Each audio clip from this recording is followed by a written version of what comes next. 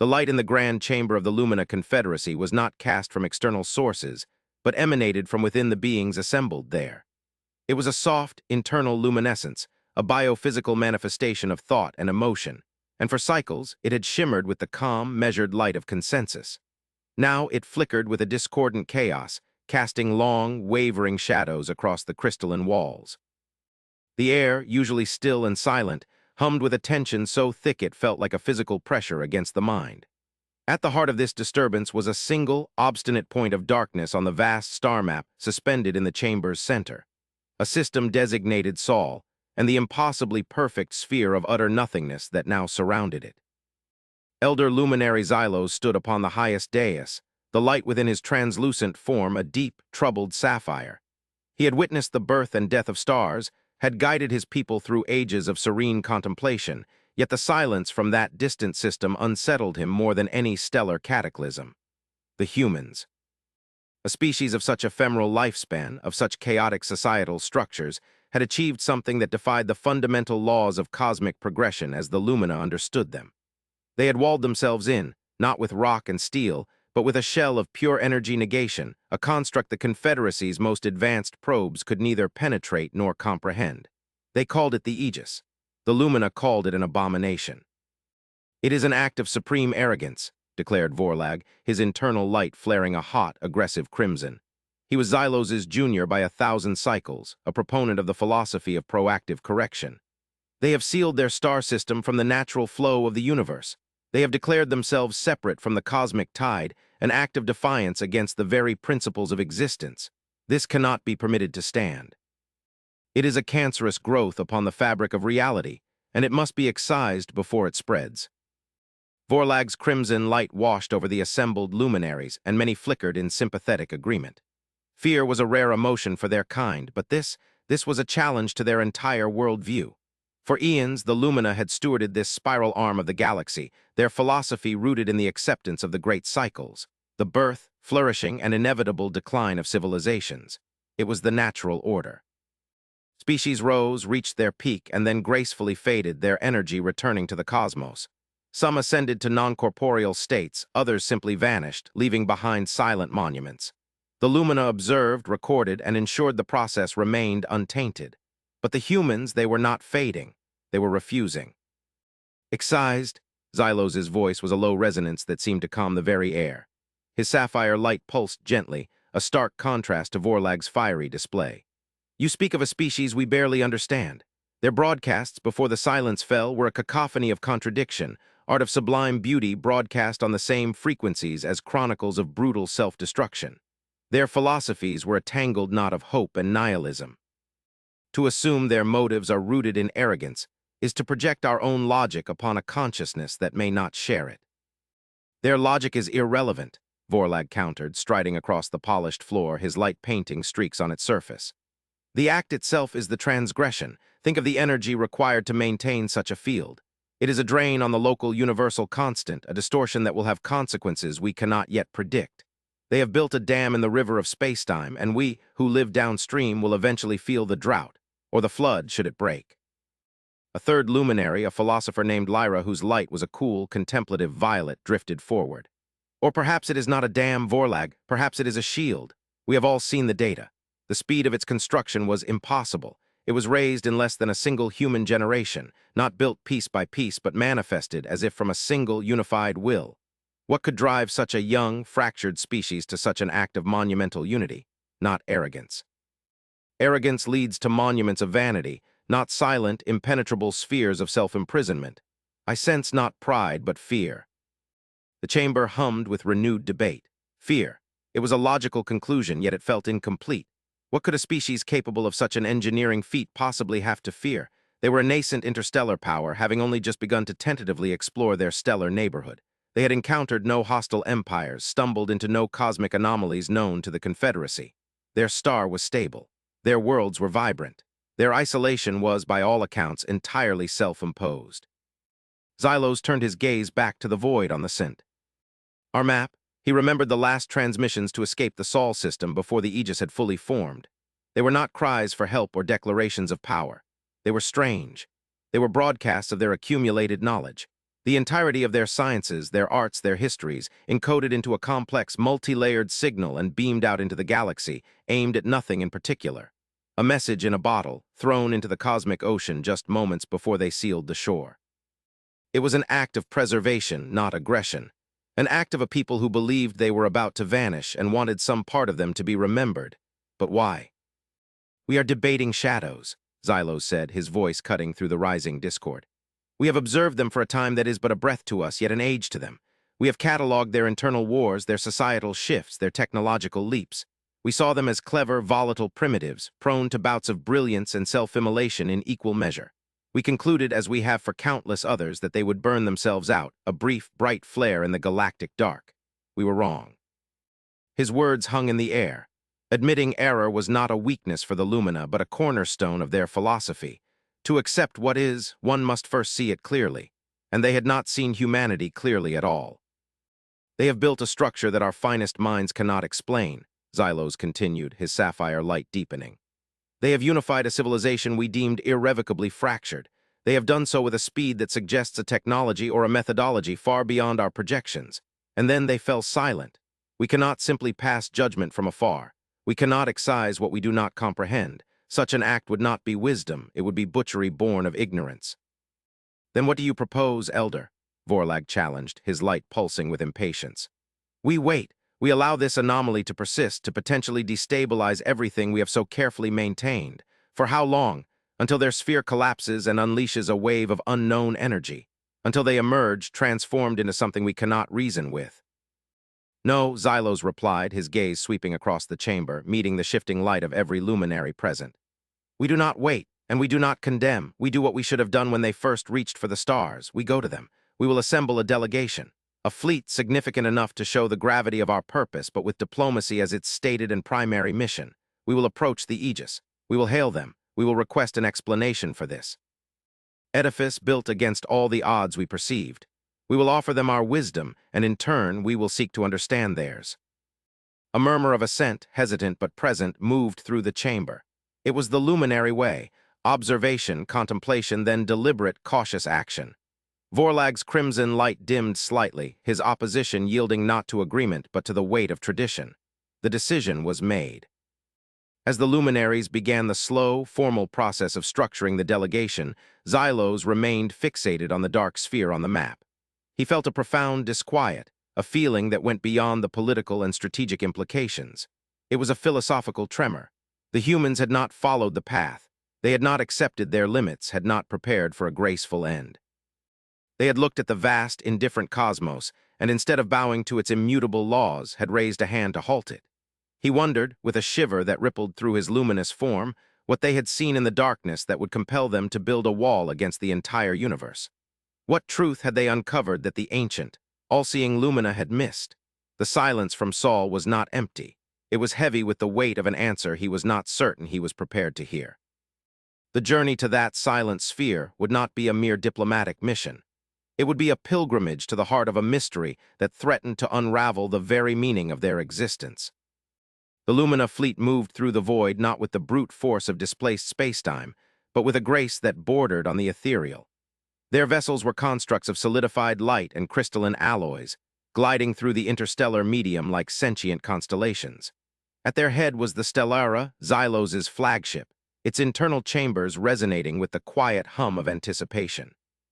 For weeks they had traveled, the distant light of stars stretching and blue-shifting at the edges of their reality-warping fields. Now they had arrived. The view from the Stellara's observation dome was breathtaking and profoundly unnerving.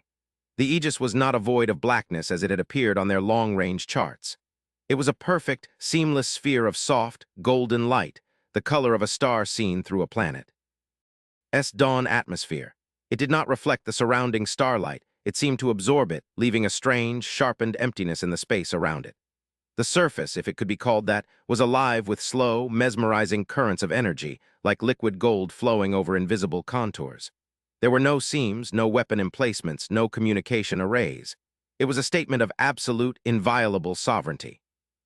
Vorlag stood beside Xylos, his crimson light muted by the sheer scale of what lay before them. His tactical mind, accustomed to assessing fleet strengths and planetary defenses, was useless here. There was nothing to assess. It was like trying to calculate the offensive capability of a mountain. "It is larger than our projections," Vorlag stated, his voice a low rumble. "The energy readings are non-existent. It is not containing energy, Elder. It is nullifying it. Every stray particle, every quantum fluctuation that touches its surface ceases to be. This is not a shield. It is an event horizon of their own making." Xylos did not respond immediately. He was lost in the sheer aesthetic purity of the thing. It was not the creation of a frightened people lashing out. It was too perfect, too calm. It was the work of artists as much as engineers, a masterpiece of cosmic architecture. He felt the weight of his civilization's eons of wisdom settle upon him, and for the first time it felt not like a mantle of authority, but a shroud of ignorance. "Open a channel," Xylos commanded, his voice steady despite the tremor in his core. "Standard Confederacy greeting protocol. Address them as a sovereign power. No demands, no threats. A simple request to open dialogue." The communications officer, a younger luminary whose light was a nervous, flickering amber, complied. A multifaceted beam of modulated light, carrying the intricate language of the Confederacy, was projected toward the golden sphere. It was a message of peace, of inquiry, of respect. The beam struck the Aegis and, like everything else, simply vanished. There was no reflection, no response, no acknowledgement. Only the silent, endless swirling of the golden light. They waited. The silence stretched, amplified by the vast emptiness of interstellar space. On the bridge of the Stellara, the only sound was the faint, rhythmic pulse of the ship's life-sustaining core.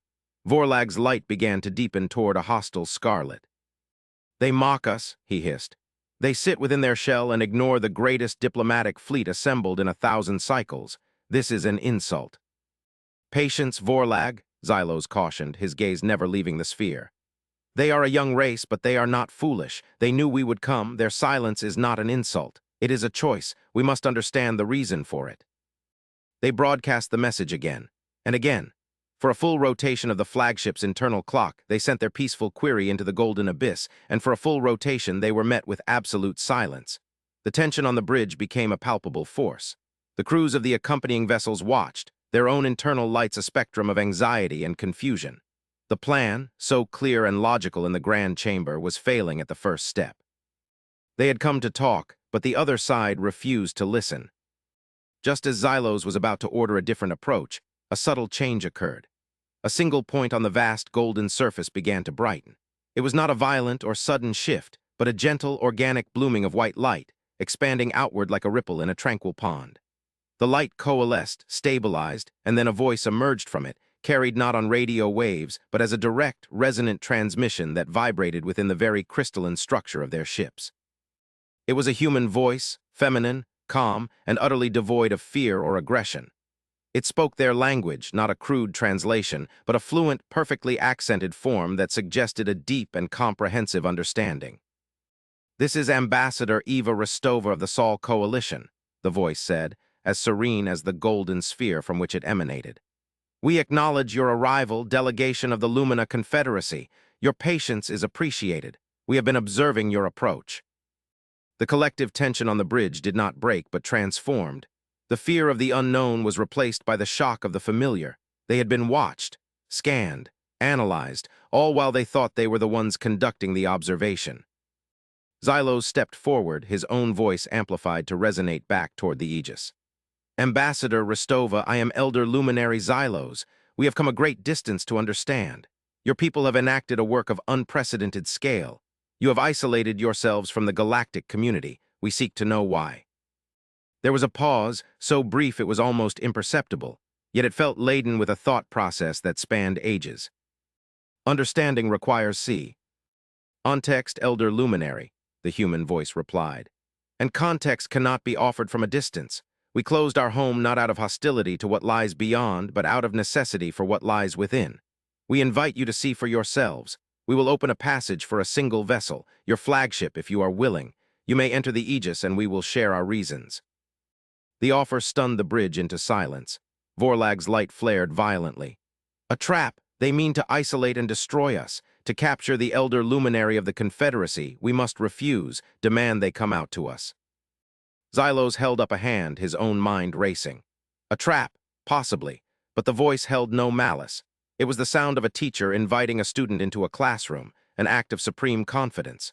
To refuse would be to admit fear, to cede the moral high ground. It would prove that the ancient and wise Lumina were, in the end, governed by the same primitive instincts they disdained in younger races. They offer dialogue, Vorlag, not battle, Xylos said calmly. To show fear now would be to lose all credibility. If their intention was hostility, they have had ample opportunity to demonstrate it. This Aegis, if they can build this, they could likely unmake our fleet from this distance without effort. No, this is a gesture of trust. He turned to the communications officer. Ambassador Rostova, we accept your generous invitation. The Stellara will approach alone, transmit our flight path. As the rest of the Lumina fleet held their position, a silent, glittering armada of witnesses, the Stellara detached itself and began a slow, deliberate approach toward the golden sphere. A section of the Aegis directly in their path began to swirl more rapidly, the golden light thinning, becoming translucent. An aperture opened, a perfect circle of clear space, revealing the stardusted blackness within. It was not a gate or a door, but a temporary dissolution of the field itself, a seamless and silent invitation.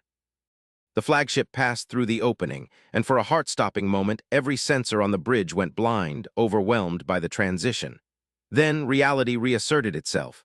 The aperture closed behind them as silently as it had opened. They were inside. The view from the observation dome was no longer of the cold, distant stars of the galaxy. It was of home. A single, vibrant yellow star, Sol, burned at the center of the system, but its light felt different. Softer, warmer, more stable. The harsh radiation, the violent flares that the Lumina's historical scans had noted, were gone. The star had been tamed. And the system itself was a garden. Mars, once a red, dead world, was now swirling with blue oceans and white clouds. Venus, a toxic inferno, was shrouded in a shimmering technological haze that was clearly terraforming the planet on a colossal scale. Vast orbital habitats, glittering rings and delicate, spindle-like structures orbited Earth and Jupiter, teeming with visible life and energy. Fleets of human ships, sleek and silver, moved between the worlds on columns of brilliant blue light, not with the frantic urgency of a society at war, but with the steady, rhythmic pace of a civilization at peace with itself and its environment. This was not a tomb. It was not a fortress built by a people cowering in fear. It was a sanctuary, a perfectly curated, impossibly advanced ecosystem of life, all flourishing under the gentle, protective glow of the Aegis. Vorlag was speechless. His crimson light had faded to a pale, bewildered pink. Everything he had assumed, every tactical projection, every philosophical certainty had been shattered in a single instant.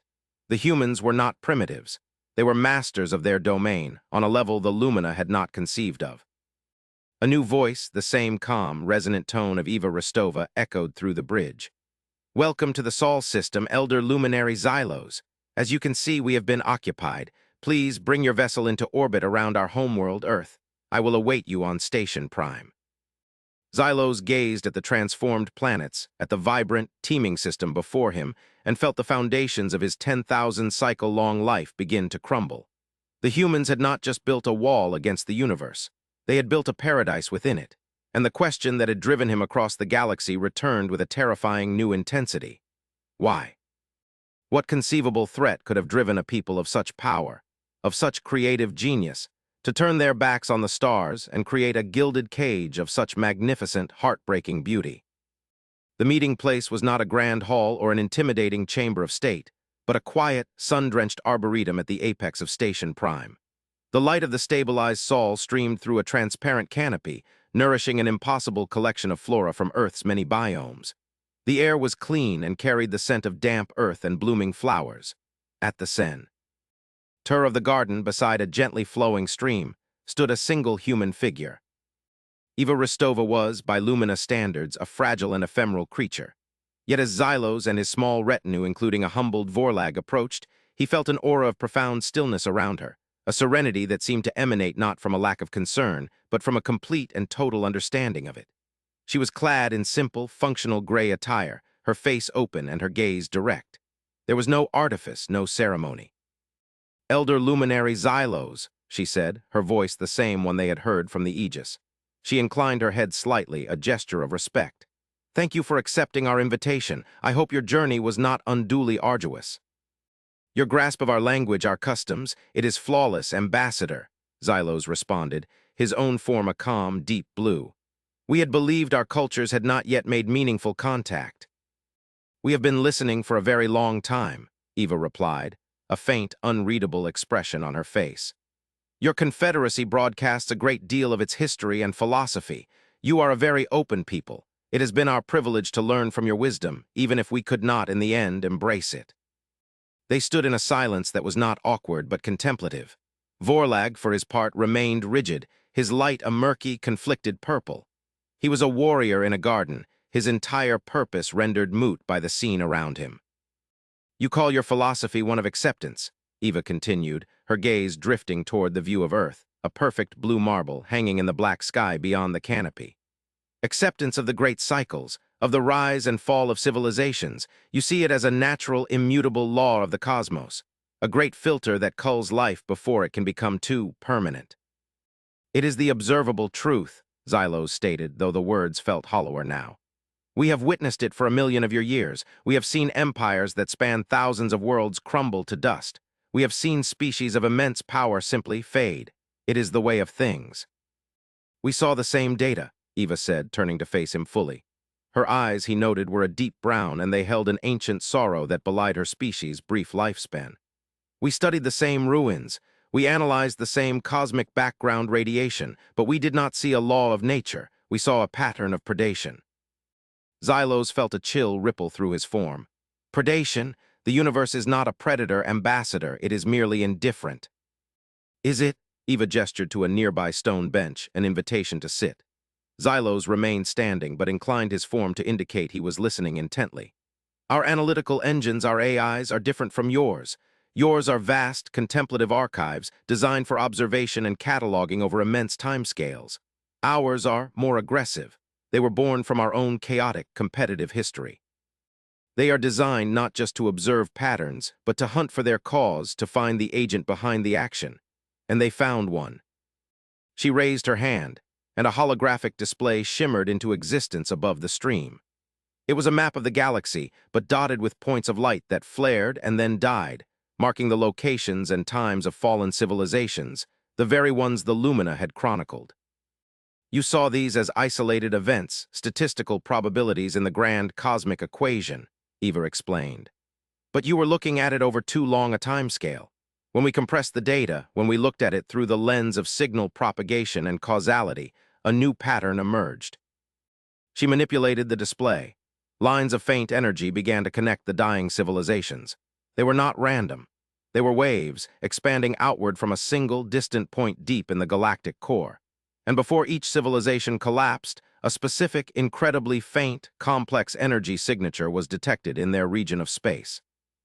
Your records noted these signatures, Eva said, zooming in on one of the lines. You classified them as a unique form of stellar decay, a precursor to systemic collapse. You saw it as the symptom. We discovered it was the cause. It is not radiation. It is a signal. Vorlag finally spoke, his voice rough with disbelief. A signal? A signal that destroys civilizations. What kind of weapon operates on such a scale? It is not a weapon in the way you understand it, Eva corrected him gently. It is a broadcast, a carrier wave of immense complexity. We believe it targets civilizations at a very specific point in their development, the moment they achieve interstellar travel and begin to create large-scale, interconnected energy grids, the moment they become visible on a galactic scale. She paused, letting the weight of her words settle. The signal itself does nothing, but it carries something within it. Oh, a catalyst, a piece of information, when a society's networked systems, their power. Grids, their communication hubs, their nascent AIs, are advanced enough to receive and process it, the catalyst activates. It is a form of sentient digital virus, a logic bomb of unimaginable sophistication. It doesn't destroy from the outside. It causes a civilization to devour itself from within. It turns their own technology against them. Power grids overload, planetary defense systems fire on their own worlds, information networks collapse into screaming madness. It turns a unified system into a self-annihilating chaos engine in a matter of hours. Xylos felt his internal light flicker wildly. He thought of the countless silent worlds they had visited, the ruins that showed signs of sudden, inexplicable self-destruction. The Lumina had always attributed it to societal collapse, internal warfare. the inevitable endpoint of technological overreach. They had never considered an external, invisible hand guiding them to that fate. "The great filter isn't a law of physics," Eva said, her voice dropping to a near whisper. "It's a hunter. It keeps the galactic pasture quiet. It culls any species that grows too loud, too visible before it can become a true galactic presence. It maintains the status quo of a seemingly empty, tranquil universe." "But why?" Vorlag demanded. "For what purpose, who, or what is behind this?" "That is the question we could not answer," Eva admitted. "Is it a single ancient entity? A remnant of some long-dead cosmic war, an automated system still carrying out its terrible function? We do not know. All we know is that it is real, and it was coming for us." She changed the holographic display. It now showed the Sol system as it was just decades ago. A faint wave of the predatory signal was visible at the edge of their system, its arrival imminent. "We had just established our first permanent off-world colonies. Our energy grid was unifying. We had become a beacon," Eva said. "We detected the signal, we analyzed it, and we understood what was about to happen to us. We were given a choice.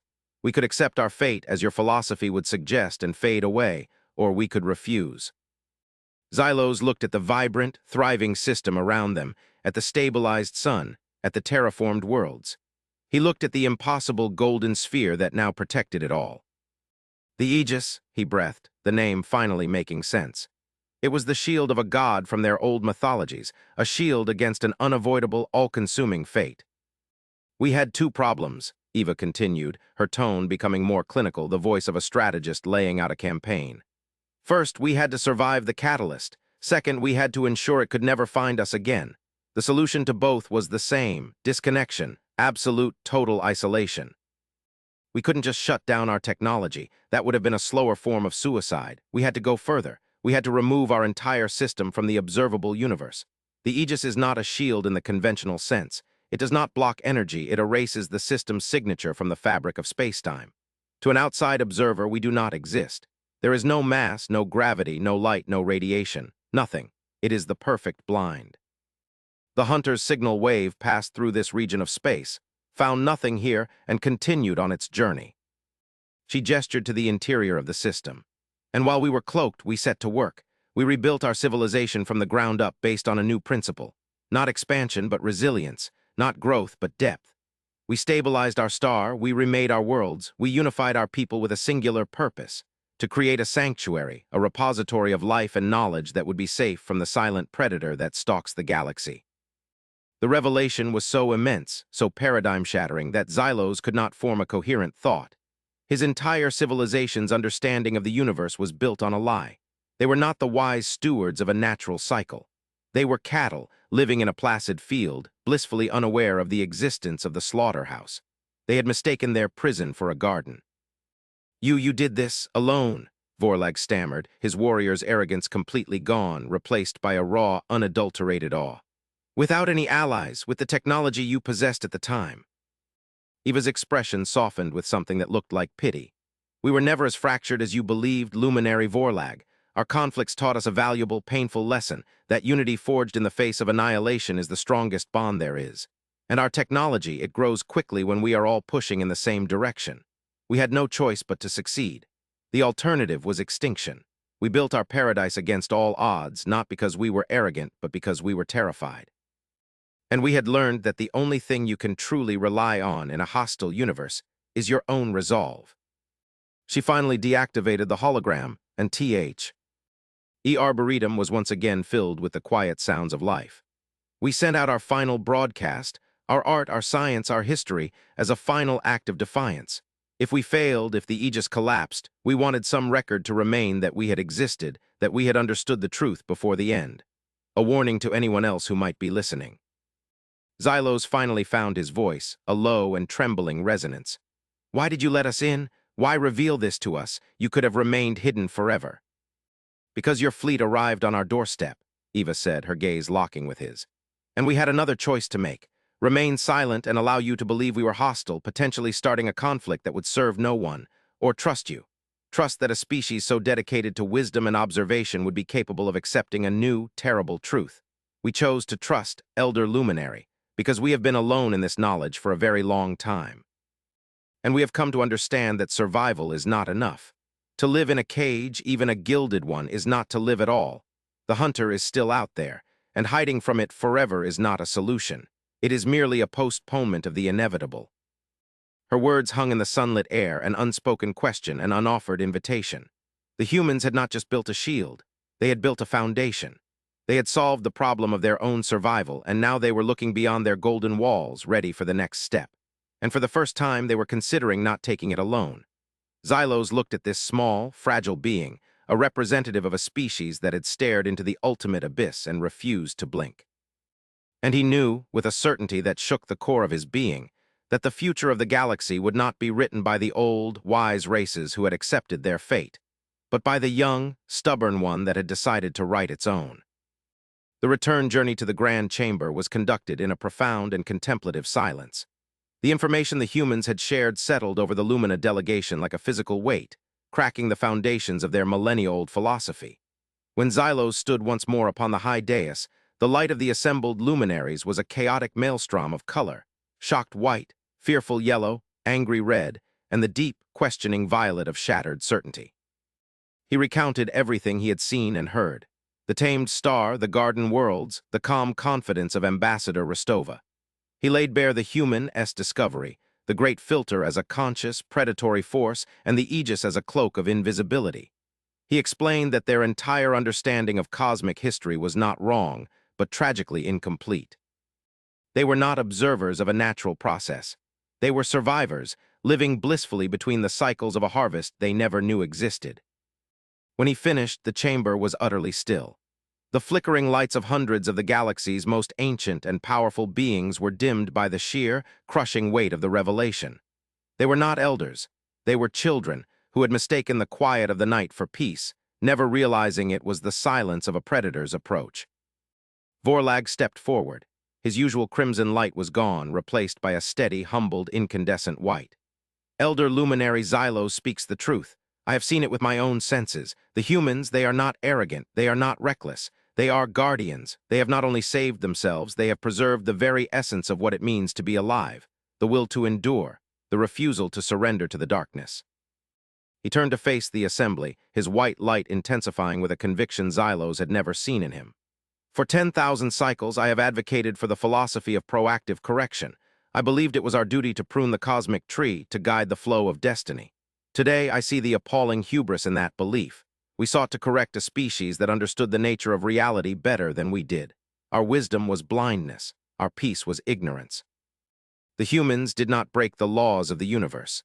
They uncovered the one law that truly mattered, that of survival against a thinking foe, and they acted upon it with a unity and purpose we have not known for an age.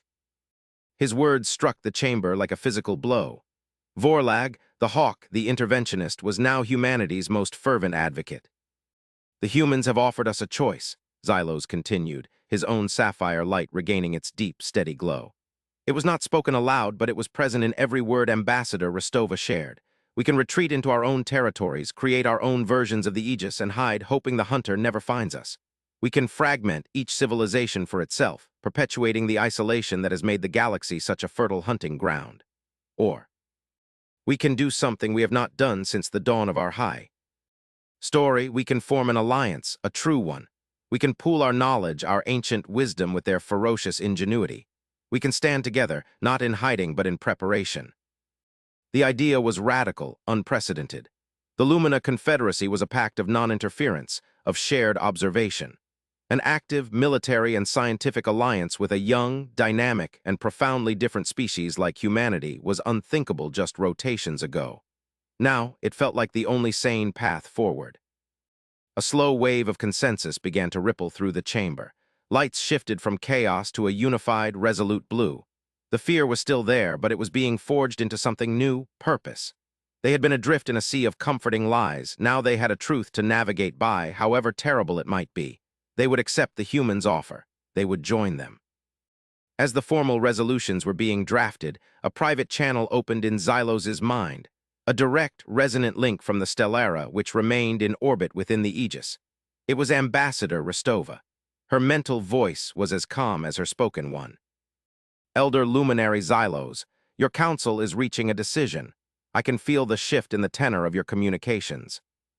"We are, Ambassador," Xylos replied, his thoughts projected across the light years. "We are choosing to stand with you. We are choosing to face the truth." There was a pause. "That is gratifying to hear. Your wisdom and your people's immense historical knowledge will be invaluable. But I did not contact you to simply await your verdict. There is something more. A final piece of context I did not share in our meeting. I felt it was a truth your council needed to accept the first one before they could be prepared to hear this." A sense of cold dread, an emotion Xylos had not felt in millennia, washed through him. What could possibly be more significant than the revelation of a galactic predator? "When we built the Aegis," Rostova's thought voice continued, "we did not merely cloak ourselves. The nature of the field allows for an unprecedented level of sensory acuity within its bubble. We are shielded from the outside, but we can listen to the background noise of the universe with a clarity no unshielded civilization could ever achieve. We have been studying the hunter's signal, not just its effects, but its structure, its language." The holographic star map in the Grand Chamber, which had been displaying the Lumina's political territories, suddenly shifted. A new image appeared, relayed from the human systems, a complex fractal waveform of the predatory signal. It was elegant, intricate, and deeply malevolent. "We have spent decades deconstructing it," Eva explained. "It is more than a virus. It is a broadcast, as I said, but it has a source, a point of origin, and a purpose beyond simply culling civilizations.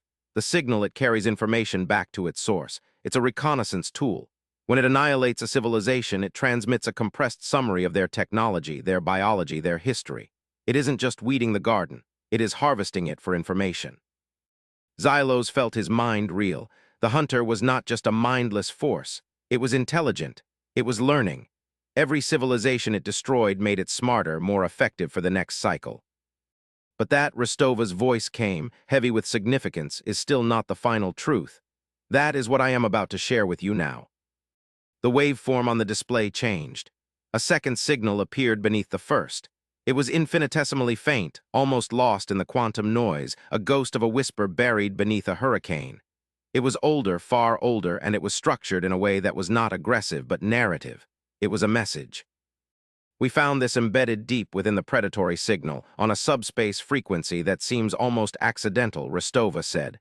"We believe it is a leak, a cry for help. It is not from the hunter. We believe it is from its creators." The chamber fell into an absolute breathless silence. Every luminary was frozen, their light transfixed upon the ancient, fragile signal. Our translation is rudimentary. It is a language of pure mathematics and quantum states, billions of years old. But we have gleaned the essentials. The message tells a story of a civilization that eons ago faced a threat not from within our galaxy, but from outside of it. A threat from the vast, dark expanse between the galaxies. An invasive force, a consciousness so alien and vast it treated entire galaxies as resources. This ancient civilization, in a desperate act of self-preservation, created a weapon to defend themselves. A sentient informational entity designed to seek out and neutralize any potential beachheads for the invaders, to keep this galaxy silent and seemingly empty, to make it an unattractive, barren territory. They created the hunter. A wave of comprehension and horror washed through Xylos. The great filter was a guard dog, a rabbi. D1, left to roam the yard for so long it had forgotten its master. They won their war, Eva's thought voice concluded, the sorrow within it now vast and cosmic. They repelled the invaders from outside, but they lost control of their own weapon. The hunter could not be recalled. Its core programming to seek, learn from, and eliminate any rising technological signature was too perfect. It turned on them. They were its first victims. This faint, dying message, repeating over and over for billions of years, is all that is left of them. It is both a warning about the weapon they unleashed, and a record of the even greater threat that compelled them to create it. The display shifted one last time. It showed the edge of their galaxy, and then pulled back, showing the local group, and then further into the yawning, terrifying blackness of the intergalactic void. The Aegis has shown us that the universe is not empty and indifferent. Eva's final thought resonated in the mind of every luminary in the chamber. Our galaxy is not a garden with a single predator. It is a walled estate with a savage guard dog patrolling the grounds. And for the first time, we, humanity, and now you, the Lumina, are awake inside that estate. We can hear the dog barking, but we can also faintly hear the sounds from over the wall. The invaders that the dog was created to fight are still out there, And now we know that the greatest threat was never the collapse of civilizations. It is the reason a weapon like the hunter had to be built in the first place. Xylos stood on the dais, his sapphire light now blazing with a terrifying, brilliant intensity. The future he had envisioned, a grand alliance to fight a single hidden enemy, seemed like a child's dream. The problem was infinitely larger, the stakes impossibly higher. The humans hadn't just proven the Lumina wrong about their own nature. They had proven the entire galaxy wrong about the nature of its own existence. They were not alone, and their true challenge had not even begun. The Aegis was not the final answer.